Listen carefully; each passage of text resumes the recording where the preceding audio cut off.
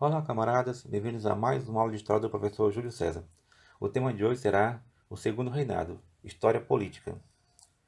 A política no Segundo Reinado foi marcada pela disputa entre dois partidos, liberal e conservador. Nenhum dos dois possuía um programa político consistente.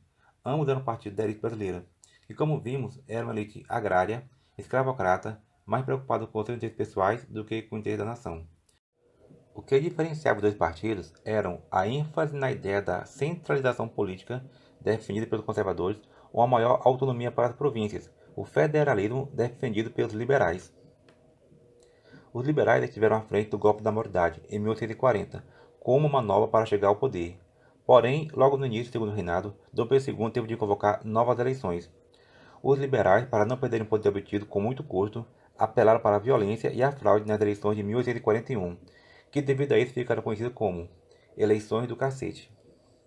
Os conservadores protestaram contra a vitória dos liberais dessa forma, e Dom Pedro II teve de convocar novas eleições, dessa vez vencidas pelos conservadores. O fato provocou uma revolta dos liberais nas províncias de São Paulo e Minas Gerais, tendo à frente o Rafael Tobé de Aguiar e o padre Diogo Antônio Feijó.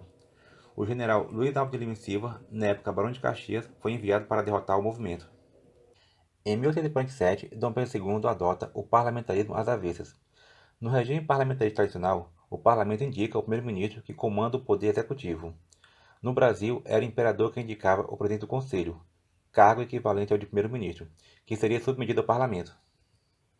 Caso o parlamento não concordasse com a indicação do imperador, então esse seria dissolvido e seriam convocadas novas eleições para eleger um parlamento favorável.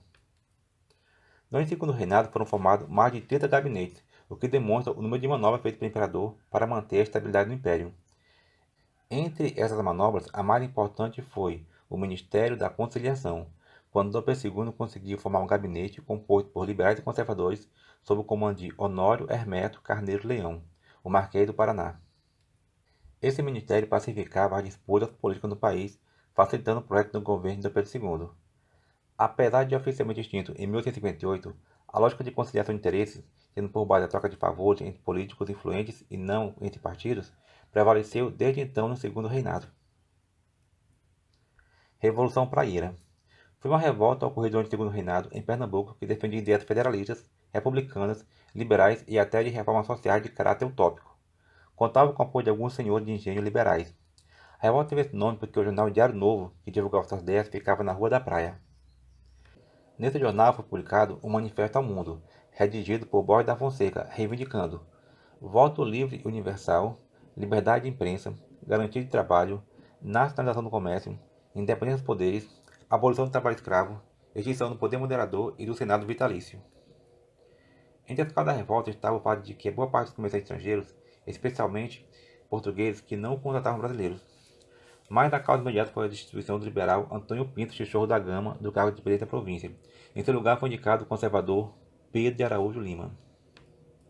A revolta eclodiu em Olinda em 7 de novembro de 1848, sob a liderança do general Inácio de Abreu e Lima, de Pedro Ivo Veloso da Silveira, de Bernardo José da Câmara, de Joaquim Luiz Machado e de Antônio Borges da Fonseca. Com apoio das camadas baixas da população, com pequenos proprietários, mascates e negros aforreados, os revoltosos marcharam sobre a cidade de Recife em 1849, porém foram derrotados. O novo presidente da província, Manuel Vieira Torta, e o comandante de armas, José Joaquim Coelho, derrotaram os rebeldes. Aqueles que pertenciam a eles foram anistiados em 1851, mas muitos revoltosos das camadas mais baixas foram executados em combate ou em julgamentos sumários.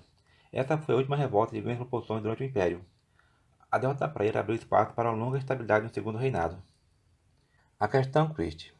Em 1860, o navio inglês Príncipe de Gales naufragou no litoral do Rio Grande do Sul e teve sua carga furtada por desconhecidos. O embaixador inglês, William Christie, exigiu que as investigações fossem acompanhadas por um oficial de seu país e que o governo brasileiro indenizasse a Inglaterra pelos prejuízos.